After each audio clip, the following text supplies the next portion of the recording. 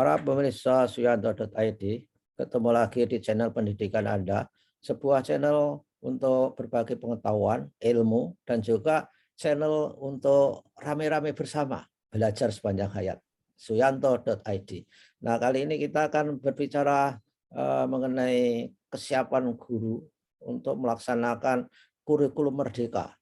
Ini sedang hangat-hangatnya, karena semester depan kita harus memilih sekolah mau melaksanakan kurikulum yang mana. Tapi pilihannya kelihatannya akan diarahkan ke dalam IKM itu sendiri. Nah, kita berada pada episode ke-18 bersama narasumber istimewa kita, Bapak Profesor Dr. Said Hamid Hasan. Beliau adalah guru besar dari Universitas Pendidikan Indonesia. Jangan lupa klik subscribe. Subscribe itu bukan berarti harus berbayar, bebas, hanya itu digunakan untuk sistemnya YouTube supaya kalau Anda subscribe akan dikirim video-video terbaru dari suyanto.id. Nah, kita sapa dulu narasumber kita. Assalamualaikum warahmatullahi wabarakatuh, Prof. Hamid. Waalaikumsalam warahmatullahi wabarakatuh, Prof. Suyanto, dan juga para pencinta Suyanto.id. Nah, Prof. Hamid, kita yang terakhir itu sudah berbicara mengenai siap nggak guru misalnya. Kalau guru P3K itu mau diapakan ketika harus melaksanakan IKM. Nah, apa sebetulnya tema kita ini? Pelatihan apa yang diperlukan guru supaya dia siap untuk melaksanakan IKM, untuk melaksanakan kurikulum merdeka? Gimana Pak Hamid?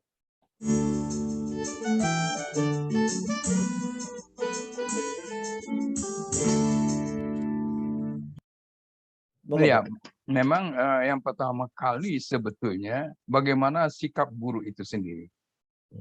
Apakah memang guru itu dia ingin sesuatu yang baru, dia ingin selalu berkembang dengan pengetahuan yang baru, dengan kemampuan atau keterampilan mengajar yang baru, dan dia dengan demikian mau mencari itu. Jadi dia artinya dia mau berubah tidak? Itu pertanyaan dasarnya.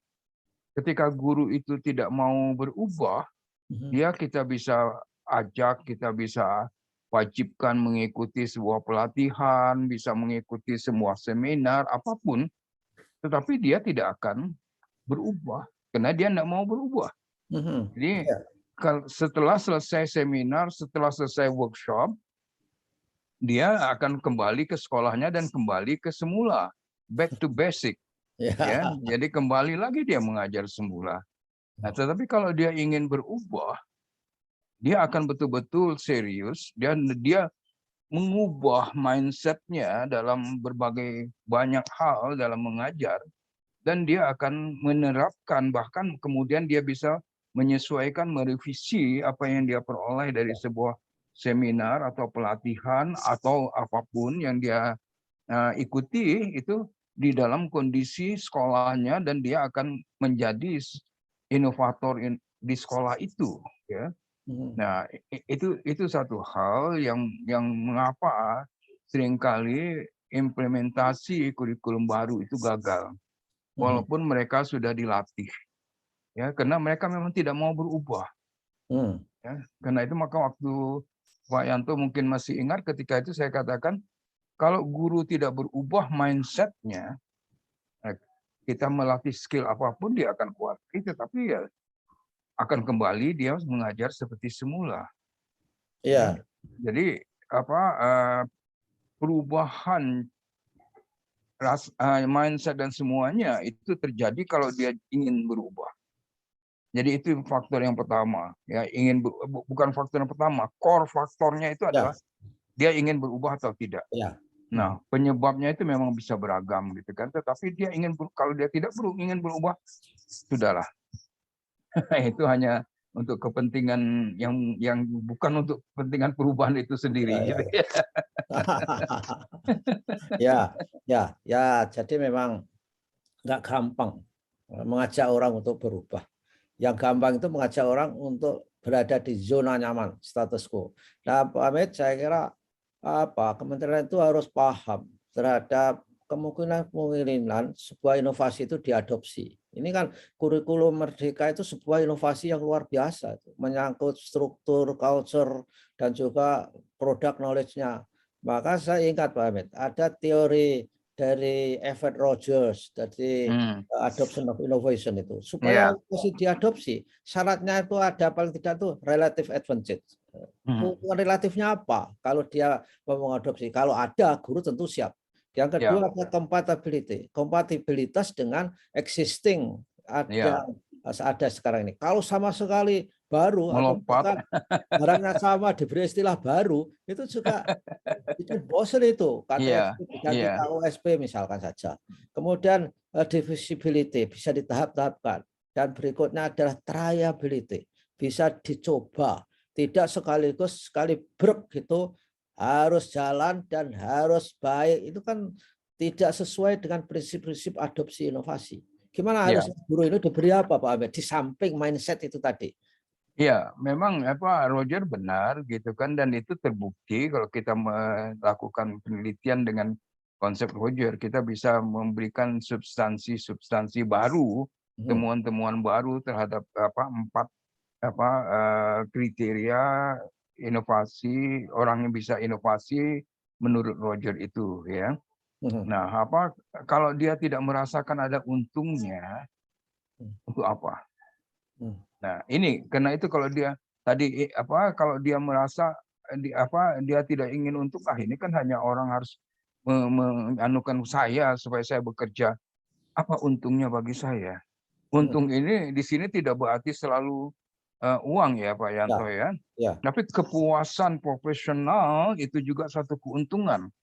Jadi bukan untung dari segi pengembang kurikulum yang harus melihat itu, tapi untung bagi guru.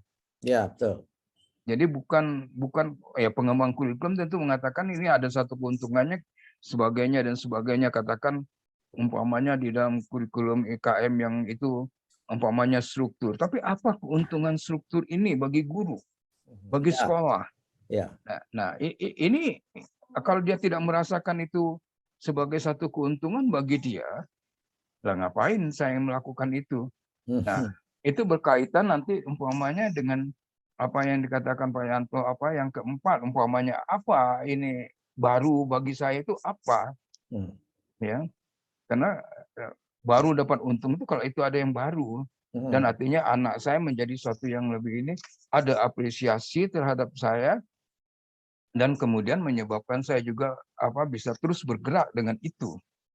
Nah, jadi pelatihan guru itu merupakan suatu trigger kalau dia mampu mengubah mindset guru, kalau mampu mengubah guru menjadi memang ingin lebih ingin merasakan keuntungan itu. Kalau tidak, saya kan juga dulu waktu zaman Pak Budiono di Hang Lekir itu saya membantu itu pelatihan yang bukan main hebat. Tetapi ketika guru itu kembali ke sekolahnya, dia tidak melakukannya.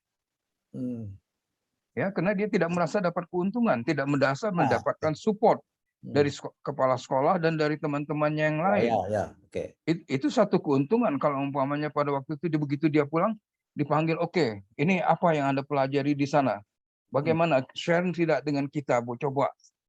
Nah, itu kan dia merasa bahwa dia mendapatkan satu keuntungan profesional ya. Artinya ada yang bisa dia share. Tapi kalau sekarang dia pulang ke sekolahnya, pulang ke mata pelajarannya kembali dan sebagainya, orang lain tidak peduli, so what? Ya, dan bahkan guru-guru yang dilatih di satu sekolah ada 2 guru dilatih oleh 2 pelatih di tempat yang berbeda. Ketika pulang malah bentrok Pak Ahmed. Jadi berdebat kok nggak seperti punya saya. Nah itu saya kira pelatihan-pelatihan itu harus memastikan bahwa instruktur nasional itu benar-benar memiliki kapasitas yang profesional, tidak sekedar membacakan PowerPoint aja, Pak Abed. Itu enggak? Itu sangat mendasar. Iya. Ya, jangan kena jabatan dia mempunyai hak secara hukum melatih, lantas dia sebetulnya tidak tahu. Ya, saya ambil contoh begini Pak Yanto, ya mohon maaf, tapi ini contoh jadinya pada pribadi. Saya belajar kurikulum, saya punya 2 gelar dalam kurikulum. Ya. Master saya dalam kurikulum, PhD saya dalam kurikulum. Oke. Tetapi kalau ada kurikulum baru, saya tidak langsung jadi tahu itu. Saya harus pelajari betul kurikulum itu. Ya, nah, apa yang saya pelajari master saya, PhD saya, itu membantu saya untuk memahami kurikulum itu lebih cepat. Ya. Karena saya punya referensi-referensi di dalam otak saya yang banyak. Jadi sehingga umpamanya ketika saya lihat struktur, oh ya ini oke, keuntungannya begini dan akan begini, akan ini konsekuensinya begini. Ya, itu bagi saya sudah satu yang mudah memahaminya gitu kan ya. Nah, kalau umpamanya dikatakan harus differentiated learning, wah, saya sudah langsung bisa melihatnya guru akan kolaps. Ya, seperti itu. Karena referensi saya akan memperlihatkan hal yang demikian, kecuali kalau itu dipreteli gitu kan, seperti itu.